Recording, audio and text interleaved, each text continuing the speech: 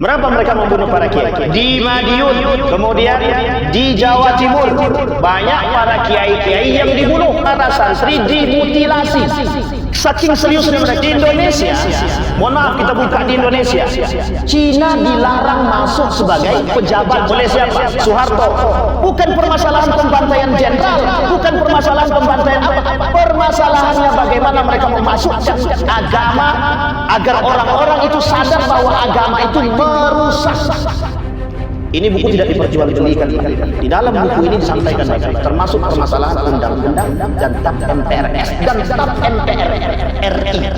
Kata Musda Mulia, seorang profesor dari UIN Jakarta, disebut lagi nama lengkap. Itu Bapak Ibu mengatakan salah satu slogan daripada komunis, sama rasa, sama rata. Revolusi mental itu slogan siapa?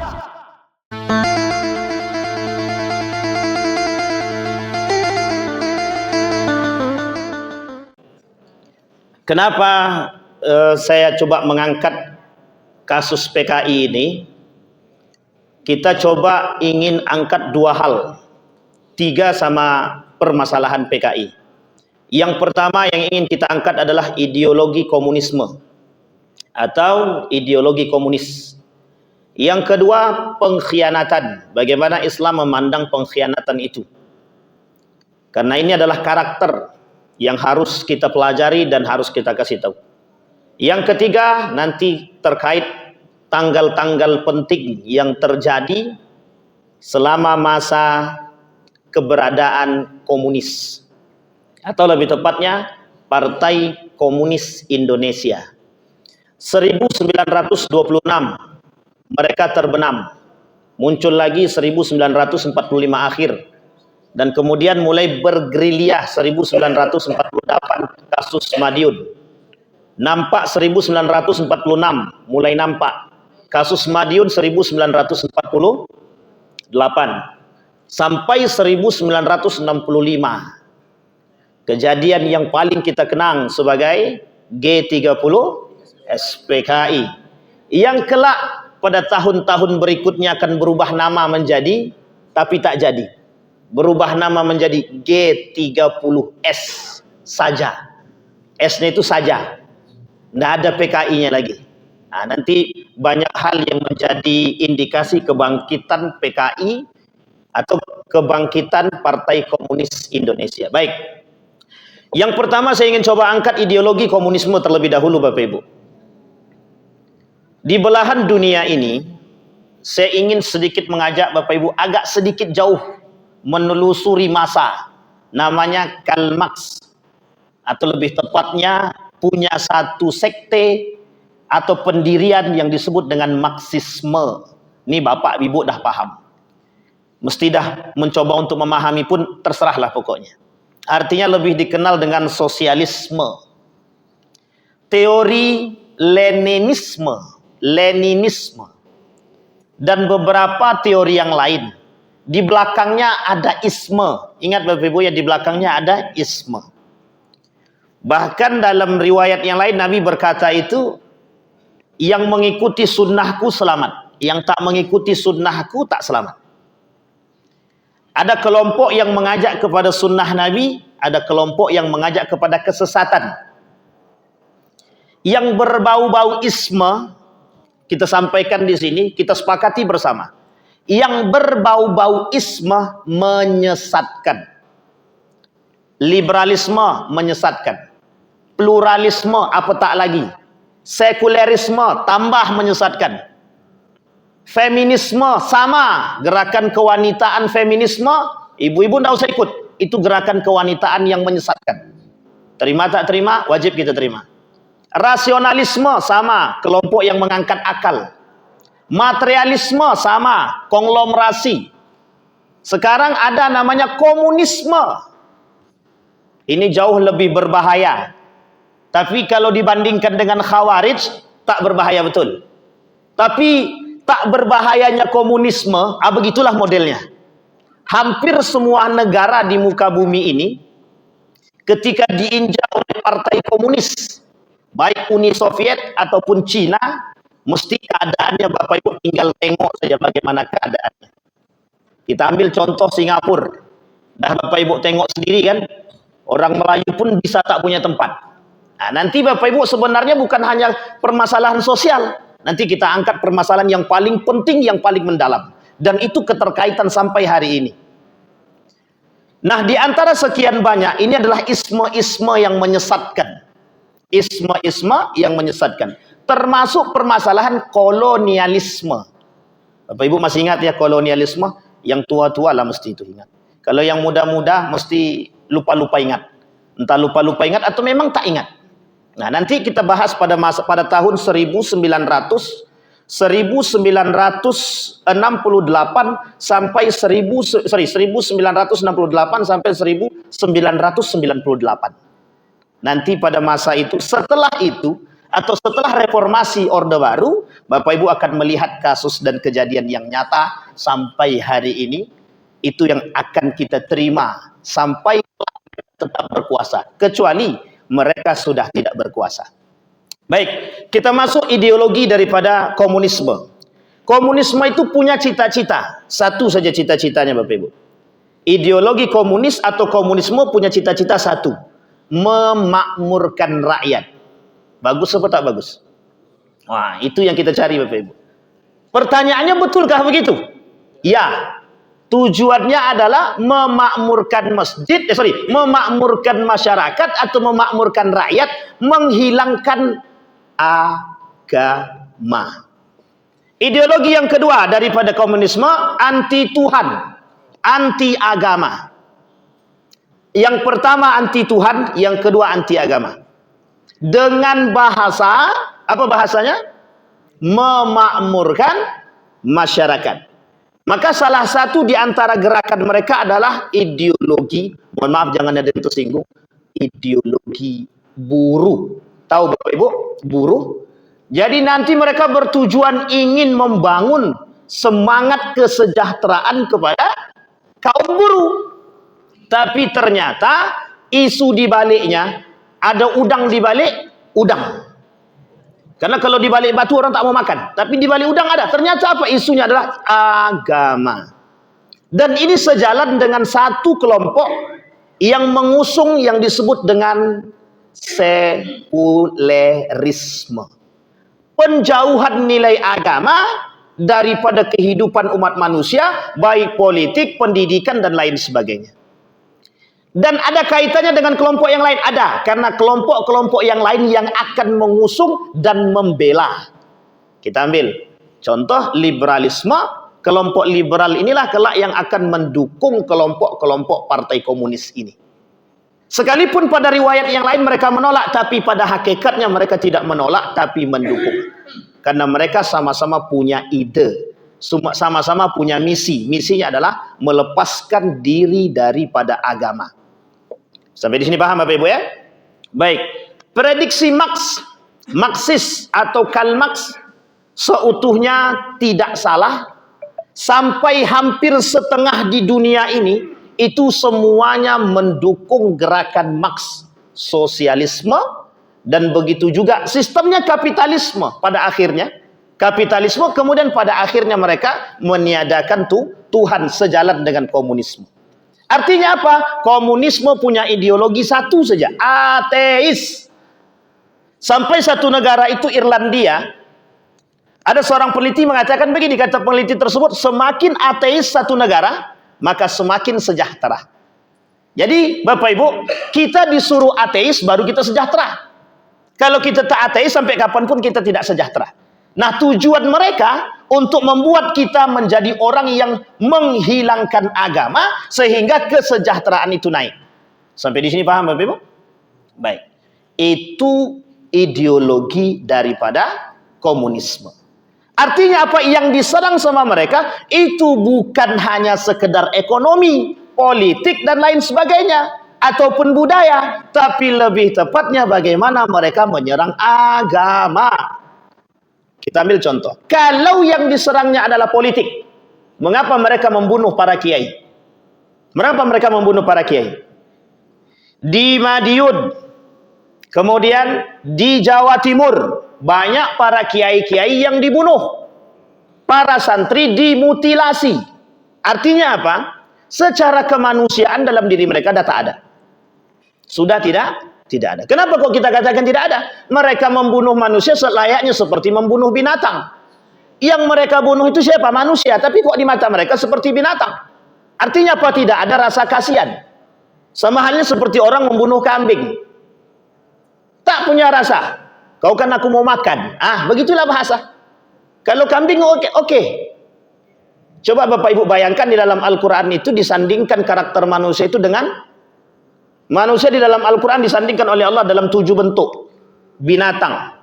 1, anjing. Yang kedua, apa lagi Bapak Ibu? Seperti binatang ternak. Yang ketiga, kera, laba-laba, dan lain sebagainya. Ada 7 karakter. Di antara 7 karakter ini yang paling berbahaya ada 2. 1 kera, 1 lagi mohon maaf, guguk. Tadi tersebut tapi agak saya ulang sedikit. Guguk. Kenapa kok karakternya begitu? Kalau guguk itu ibaratkan seperti manusia yang cinta terhadap dunia. Kalau kera itu manusia rakus. Sehingga dalam diri mereka tak ada lagi. Tapi ada karakter yang ketiga. Seperti mohon maaf, babi. Karakter dia seperti binatang. Allah sebutkan di dalam Al-Quran 7 karakter manusia seperti binatang. Bapak Ibu sekalian yang berbahagia, itu manusia. Itu karakter manusia. Maka Bapak Ibu sekalian yang berbahagia, kalau kita melihat hari ini, itu banyak manusia, mohon maaf, jangan ada yang tersinggung. Kalau yang tersinggung cepat tobat. Artinya apa? Banyak sekali manusia yang mohon maaf, mereka bersifat seperti itu. Ada yang rakus. Demi jabatan kekuasaan mereka rakus. Pokoknya apapun mereka lakukan. Sama komunisme itu untuk mendapatkan kesejahteraan dengan dalih agama tadi atau sebaliknya, mereka akan melakukan apapun caranya untuk mendapatkan keinginan mereka. Ideologi mereka, baik politik, budaya, dan lain sebagainya, termasuk pada hakikat akhirnya adalah agama. Bagaimana kita semua ini dibuat jauh daripada agama. Kelak kalau kita semua ateis, mereka akan katakan, apa kata mereka? Semakin sejahtera, semakin tinggi tingkat ateisme satu negara, maka akan semakin sejahtera. Pertanyaannya, kita rela kalau kita dibuat ateis? Yang jawab sedikit cuman, yang lainnya tahu saya. Coba bayangkan Bapak. Cuma orang-orang hari ini sudah mulai tertipu. Kenapa tertipu? Mereka anggap itu tidak berbahaya. Betul. Karena itu pernyataan daripada tokoh pada masa dahulu. 1999 muncul pernyataan tokoh. Apa kata para tokoh? Mereka mengatakan bahwa komunisme ataupun PKI di Indonesia sudah finish. Buya Hamka mengatakan dalam tulisannya, kata Buya Hamka itu, komunisme itu atau partai komunis itu, mereka yang mereka serang adalah agama. Kalau masalah ekonomi tidak ada masalah sebenarnya. Bapak Ibu bayangkan ketika Cina berantem dengan Amerika baru-baru ini, ya mungkin beberapa tahun yang lalu, Cina berantem dengan Amerika, kita ikut kena imbasnya atau tidak? Kena. Coba bayangkan ketika Cina diancam oleh Amerika, jawabannya sederhana. Silahkan kalian tinggikan pajak itu, tidak ada masalah. Kalian tutup proyek-proyek besar untuk kami, tak ada masalah. Tapi barang-barang produk-produk yang kecil kami masuk. Mau tinggi sekalipun kami tantang. Coba bayangkan, itu Cina. Sampai Cina mengatakan mewajibkan kepada warga Cina, anak-anak muda itu, wajib bagi mereka untuk berwirausaha. Bayangkan sampai seriusnya mereka membuat orang-orang Cina, warga-warga Cina itu berwirausaha, mereka kasih pinjaman dana kepada mereka dari bank mereka, itu 0,0 sekian persen. 0,0 sekian persen. Kalau di Indonesia berapa persen bunganya? 5. Ini bukan 5, 0,0 sekian persen. Mau apa tidak? Kalau mau datang berbondong ke Cina sekarang. Coba bayangkan. Saking seriusnya mereka. Di Indonesia, mohon maaf kita buka di Indonesia, Cina dilarang masuk sebagai pejabat. Oleh siapa? Soeharto. Tidak boleh jadi PNS. Diberikan ruang oleh Soeharto. Untuk apa? Mereka berbisnis. Hari ini yang megang ekonomi siapa? Jangankan 9, jangankan 29, 9. Ada yang mengatakan 29. 29 itu termasuk para pejabat. Kata Isaduddin Nursi 29, termasuk pejabat dan partai politik. Tapi hari ini 9 orang itu lebih kuat daripada jutaan manusia yang ada di Indonesia. Itu yang megang semua. Dari mana dasarnya? Dari mereka tidak diberikan ruang, tapi semua berwirausaha. Akhirnya 9 orang itu yang pegang. Dilarang merokok, yang punya siapa? Jarum siapa yang punya? Yang rokok siapa? Umat muslim yang rokok. Kami kalau tak merokok puyeng otak kami. Betul, puyeng otaknya, tapi lebih puyeng kami. Kenapa begitu? Kami harus berhadapan dengan orang yang mohon maaf merusak kita secara mental, merusak kita secara agama, merusak kita secara ekonomi. Coba Bapak Ibu bayangkan. Coba berpikir kalau seandainya kita mau mohon maaf berhenti merokok, semua yang suka merokok. Kira-kira bangkrut tak tuh? Bangkrut Ustaz, tapi mohon maaf pekerja-pekerja kita bangkrut juga. Itu urusan pemerintah yang harus berpikir tentang itu. Tapi keselamatan kita jauh lebih tinggi. Artinya apa? Hari ini mohon maaf, sekalipun tidak ditutup pabrik-pabrik rokok tadi, hutang kita berapa banyak? Berapa banyak hutang kita hari ini? Bahkan setiap bayi yang lahir kata mereka menanggung hutang. Satu, Singapura sudah tidak punya tempat. Apalagi kita hari ini Bapak Ibu bekerja sama dengan mereka. Bekerja sama dengan mereka semua untuk semua proyek. Bahkan dulu ada tawaran proyek yang lain datang dari Jepang yang dipilih dari Cina. Kenapa? Lebih mahal. Yang dipilihnya apa? Lebih mahalnya. Pertanyaannya adalah, ada apa kok maunya lebih mahal? Dan mohon maaf kalau dibandingkan dengan produknya jauh lebih bagus. Yang punya Jepang, kenapa yang ambil Cina? Ada masalah kah? Ada. Apa masalahnya? Kita punya hutang. Apa hutang kita? Banyak. Itu yang pertama. Yang kedua, apa? Ingin kemudian membangkitkan masalah-masalah yang dahulu pernah terjadi. Apa itu? G30S PKI. Sampai di sini paham Bapak Ibu? Itu poin ideologi, itu poin daripada ideologi komunisme. Berarti kita harus hati-hati apa tidak? Yang harus kita hati-hati Bapak Ibu, akidah. Akidah. Mereka serang kita dari berbagai lini, mohon maaf, pendidikan, agama, kemudian apalagi semua mereka serang. Kita kalau tak punya akidah, kalau tak punya iman, habis. Kita rusak. Kita dihabisi oleh mereka. Mereka punya biaya, mereka punya dana, apapun mereka bisa buat. Tapi sementara kita sudah akidah lemah, duit tak punya, ekonomi tak kuat, budaya runtuh, pendidikan lemah, habis kita. Makanya mohon maaf Bapak Ibu, kita hari ini itu termasuk orang-orang yang mohon maaf. Indonesia termasuk tingkat baca yang paling rendah di dunia. Bukan di mana-mana, di dunia. Itu terendah secara tingkat membacanya. Baik, itu yang pertama. Yang kedua, kita masuk poin yang kedua. Pengkhianatan. Dalam Islam tentang khianat. Khianat oleh para ulama disebutkan masuk dalam dosa besar. Imam Az-Zahabi dalam kitabnya Al-Kabair mengatakan, al-khianat itu dosa besar. Sekarang pertanyaannya adalah, apakah orang-orang komunis itu beragamakan Islam? Sebagian mereka beragama Islam. Izharul Islam wa ibtalul kufri. Munafik. Mereka tunjukkan keislaman mereka, tapi mereka sembunyikan kekafiran mereka. Bukan permasalahan pembantaian jenderal, bukan permasalahan pembantaian apa. Permasalahannya bagaimana mereka memasukkan agama agar orang-orang itu sadar bahwa agama itu merusak.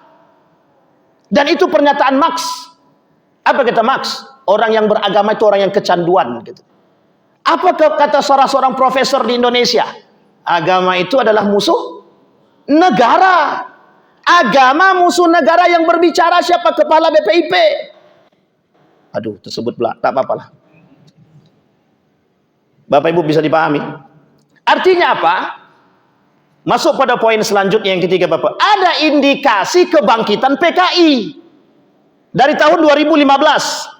Kita urut Bapak Ibu. Dari tahun 2015 ada indikasi ada indikasi kebangkitan PKI, Partai Komunis Indonesia. Yang pertama, saya mengutip dari ceramah daripada Habib Rizik dalam simposium resmi pada tahun 2016. Disampaikan oleh beliau di situ. Yang pertama Bapak Ibu, pencabutan. Ada keinginan pencabutan TAP MPRS nomor 25 tahun 1966. Pertanyaannya adalah, itu tentang apa? Buka Bapak Ibu di Google. Tentang apa? Tentang pembubaran PKI. Tentang apa? Tentang pengkhianatan PKI. Kalau ini dicabut, apakah diberikan ruang sama mereka? 1999. Apa yang terjadi? Ruang bagi mereka ada. Ruang bagi mereka ada. Setiap anak PKI boleh ikut anggota dewan, boleh jadi pejabat.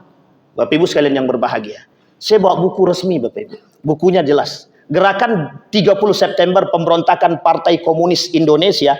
Buku ini langsung dikeluarkan Sekretariat Negara Republik Indonesia tahun 1994 di Jakarta. Ini buku tidak diperjualbelikan Bapak Ibu. Tapi kebetulan saya dapat dari guru saya. Kebetulan guru saya sedang membahas itu waktu itu. Dan saya minta, di dalam buku ini disampaikan Bapak Ibu, termasuk permasalahan undang-undang dan TAP MPRS dan TAP MPR RI. Itu disampaikan. Tidak memberikan ruang kepada anak-anak PKI. Ketika kita tidak memberikan ruang kepada anak-anak PKI, kata Musda Mulia, seorang profesor dari UIN Jakarta, tersebut lagi namanya Lantala, itu Bapak Ibu mengatakan, apa kata dia? Yang kami lakukan adalah pencabutan terhadap hak-hak mereka tadi agar terjadinya penyamarataan. Salah satu slogan daripada komunis, sama rasa, sama rata. Itu slogan siapa? Revolusi mental, itu slogan siapa? 1950-an, itu sudah slogan itu sudah disampaikan. Ini kemudian menjadi persoalan kita Bapak Ibu. Mohon maaf Bapak Ibu, kurikulum kita setiap hari, setiap tahun berubah tergantung para pemimpin. Setiap pemimpin merubah kurikulum. Setiap yang naik menteri berubah kurikulum. Tidak tahu kapan bakoknya, kapan istiqomahnya kurikulum kita itu. Maka mohon maaf Bapak Ibu. Baik, kita urut. Itu tadi yang pertama. Indikasi kebangkitan PKI tadi yang pertama adalah pencabutan, adanya dorongan untuk mencabut, mohon maaf, pencabutan TAP MPRS nomor 25 1966. Bapak Ibu bayangkan ketika itu seorang panglima mengatakan untuk mencabut itu dan memberikan hak kepada anak-anak PKI untuk masuk dan ikut seleksi TNI waktu itu. Yang pertama. Yang kedua Bapak Ibu sekalian yang berbahagia, indikasi yang kedua kenaik kebangkitan PKI. Bapak Ibu boleh lihat, tersebar luas slogan-slogan mereka, serta anak-anak muda memakai baju tren masa kini. Apa itu? Palu arit. Mengapa kok bebas? Dulu tidak, lambang itu, logo itu, lambang itu dilarang. KUHP nomor 10007 ABCDE. Kalau saya tak salah, itu melarang. Semuanya melarang. Yang berbau yang berbau PKI tidak boleh. Muncul kelompok-kelompok tertentu dari kaum-kaum liberal. Apa kata mereka? Itu diskriminasi. Apakah mereka tak pernah merasakan bagaimana perjuangan para pahlawan ketika itu? Orang-orang yang dibunuh oleh PKI, mereka bunuh tanpa ada peri kemanusiaan. Coba Bapak Ibu bayangkan. Itu yang kedua. Yang ketiga Bapak Ibu, adanya dorongan, mohon maaf, adanya dorongan untuk meminta maaf kepada keluarga PKI. Allahu Rabbi. Siapa ketika itu presidennya Bapak Ibu? Nah, Bapak Ibu lah jawab sendirilah. Coba Bapak Ibu bayangkan. Kita disuruh meminta maaf kepada negara, disuruh minta maaf kepada PKI.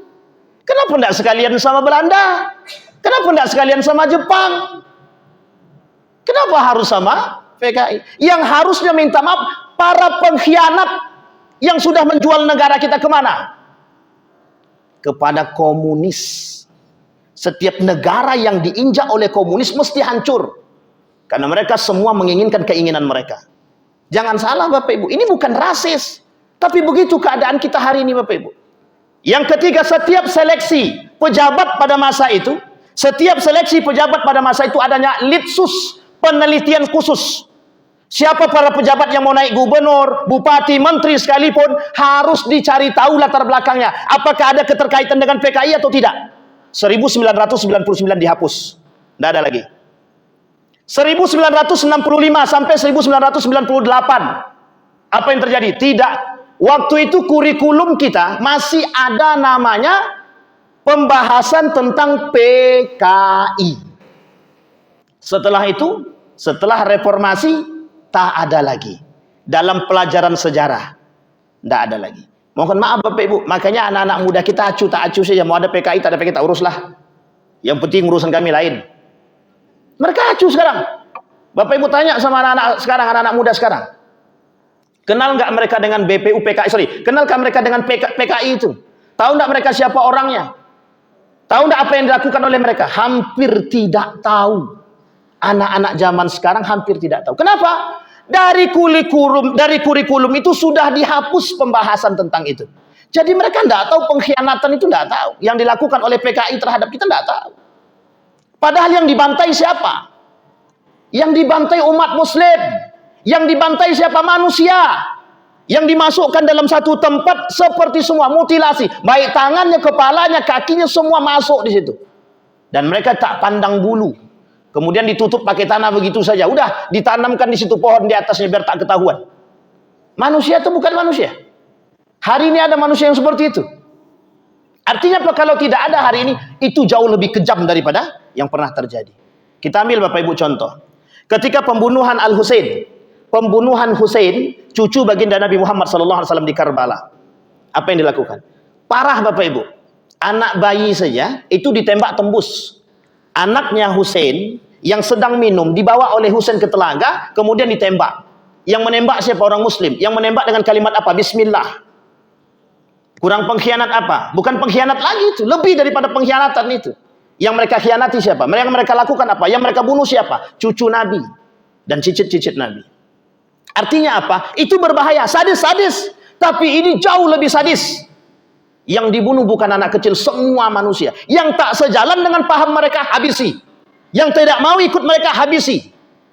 Masih bisa kita bersahabat dengan mereka. Hari ini hak mereka apa yang tidak ada? Hak politik ada. Bahkan mohon maaf, jadi anggota dewan, menulis buku. Apa bukunya? Aku bangga jadi anak PKI. Pertanyaannya adalah, mereka saja bangga dengan anak PKI. Kita apakah tak bangga dengan anak muslim? Orang muslim hari ini tak bangga dengan keislaman mereka. Orang partai komunis bangga dengan anak sebagai anak PKI. Bangga dia. Pertanyaan kita adalah, hari ini kita diserang dari sekian banyak tempat Bapak Ibu. Diserang dari sekian banyak golongan.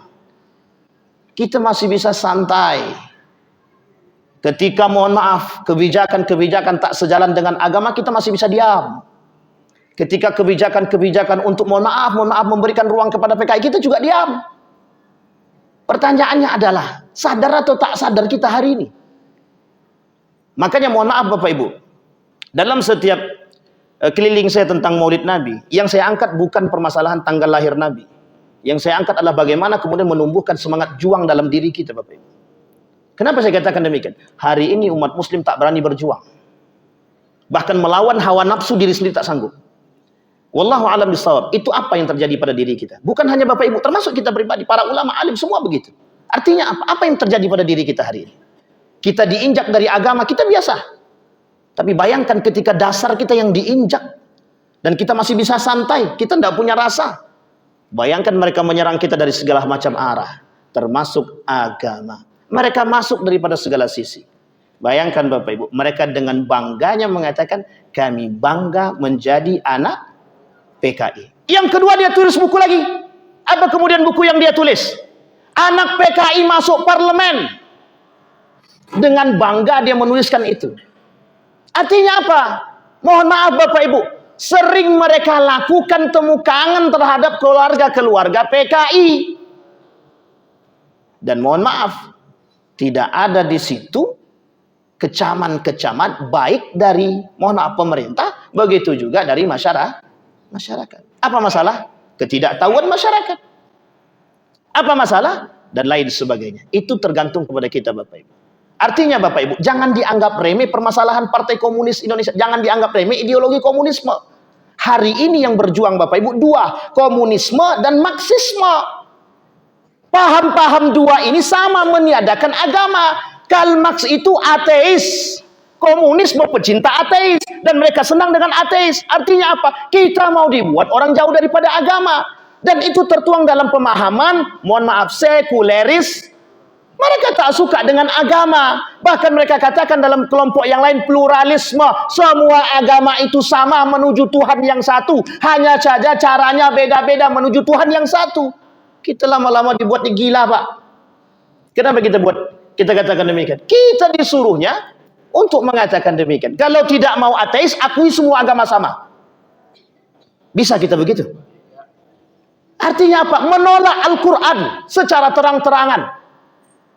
Maka Bapak Ibu sekalian yang berbahagia, di dalam kelompok PKI itu yang kita bahas Islamnya, orang-orang muslim yang berada di dalam PKI itu disebut munafik waktu itu. Kenapa kita katakan munafik? Mereka menyembunyikan kekafiran mereka. Mereka katakan mereka berislam, tapi mereka sembunyikan kekufuran mereka. Artinya apa? Kalau mereka memang betul-betul Islam, mesti mereka paham ajaran-ajaran agama Islam. Kalau mereka memang bukan Islam, tapi mengapa mereka kemudian mohon maaf, berani membunuh manusia?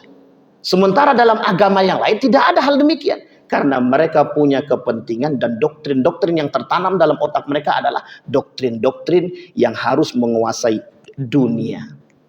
Bapak Ibu, saya kaitkan dengan Yahudi. Yahudi itu beda tipis dengan komunisme. Tapi Yahudi jauh lebih berbahaya daripada komunisme. Kenapa saya katakan Yahudi lebih berbahaya? Yahudi itu tidak punya hati. Israel itu tidak punya hati. Itu tidak tahu apakah manusia atau bukan. Kenapa kita katakan demikian? Mereka akan melakukan apapun caranya untuk membumi hanguskan manusia. Apapun caranya untuk memasukkan agama mereka. Apapun caranya untuk menaklukkan dunia. Komunisme sama, yang mereka cari kemakmuran, tapi pada hakikatnya di belakangnya agama. Yahudi sama, tapi Yahudi tidak memandang agama, baik Islam ataupun non-Islam, semua bagi Yahudi sama. Kecuali ketika mereka berkuasa, semuanya mereka pegang. Hari ini yang memegang dunia, kelompok kecil yang disebut dengan Rothschild dari Yahudi. Sementara komunisme juga begitu.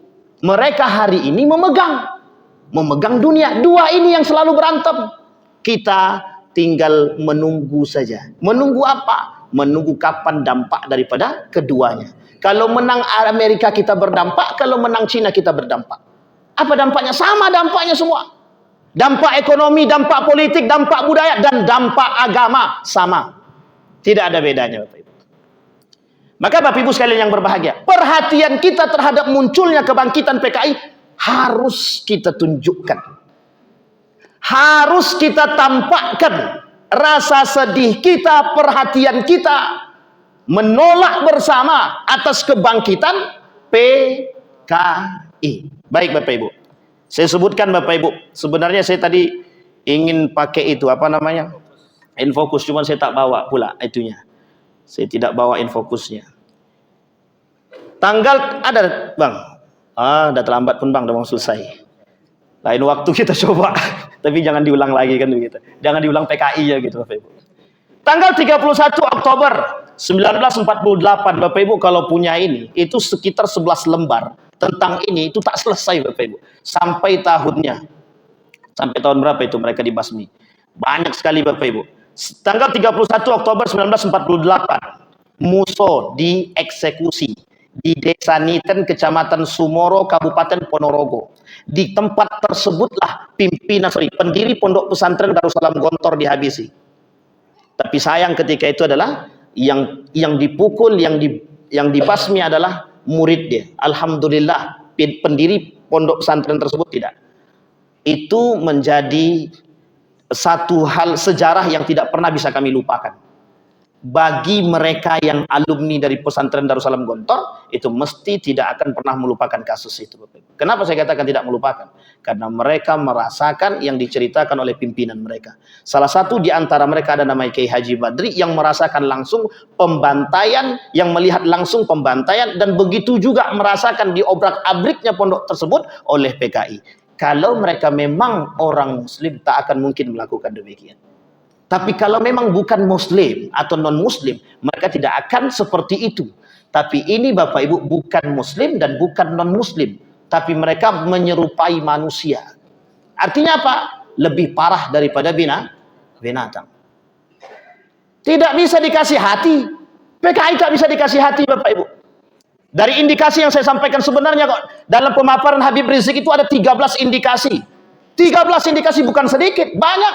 Termasuk kurikulum kita, termasuk litsusnya, termasuk tab MPR-nya, termasuk diberikan haknya, jargonnya, penyebaran bukunya, dan lain sebagainya. Itu diberikan kebebasan. Yang mau melakukan silakan, yang mau beli silakan. Bahkan buku tersebut diberikan secara gratis. Coba Bapak Ibu bayangkan. Saya mau cerita Bapak Ibu. Dulu di salah satu daerah di Jawa Bapak Ibu, saya pernah ngisi kajian Bapak Ibu. Dan kajian itu saya isi di tempat, mohon maaf, cicitnya PKI. Selesai pengajian Bapak Ibu, apa kata mereka? Kalau tidak mau mati jangan isi di sini. Bilang sama Ustadz itu jangan ngisi di sini lagi. Ternyata setelah kita telusuri itu cicitnya PKI, dan masjid itu mereka bangun. Yang membangun siapa? Anak daripada PKI. Sabar, saya bilang. Untung. Kan lumayan Bapak Ibu. Lumayan apa? Lumayan ketakutan kita dibuatnya Bapak Ibu. Ternyata satu kampung itu, mohon maaf, cicit PKI. Bapak Ibu sekalian yang berbahagia, ini karena waktunya maghrib, jadi tidak bisa terlalu panjang. Kita simpulkan, artinya apa Bapak Ibu kesimpulan kita sebelum kita berdoa? Kesimpulannya adalah, jangan pernah kasih ruang kepada PKI. Yang kedua, ideologi komunisme sampai hari ini di Indonesia, saya pusatkan di Indonesia, ideologi komunisme sampai hari ini di Indonesia sangat merajalela. Yang ketiga Bapak Ibu, dalam dunia yang serba fitnah ini, kembali kepada akidah yang benar. Kembali kepada iman. Kuatkan iman, kuatkan persaudaraan, kuatkan akidah, biar kita selamat. Dan terakhir, kuatkan ilmu. Perbanyak membaca, perbanyak belajar Bapak Ibu. Kenapa? Karena yang selamat itu yang cerdas dengan keimanan. Bukan cuma cerdas aja. Yang cerdas banyak, tapi banyak membodohi. Tapi yang cerdas dengan iman, meski mereka tidak akan membodohi Bapak Ibu. Artinya apa 4 poin tadi? Akidah, iman, ilmu, kemudian apa? Jangan pernah kita mau memberikan ruang kepada PKI.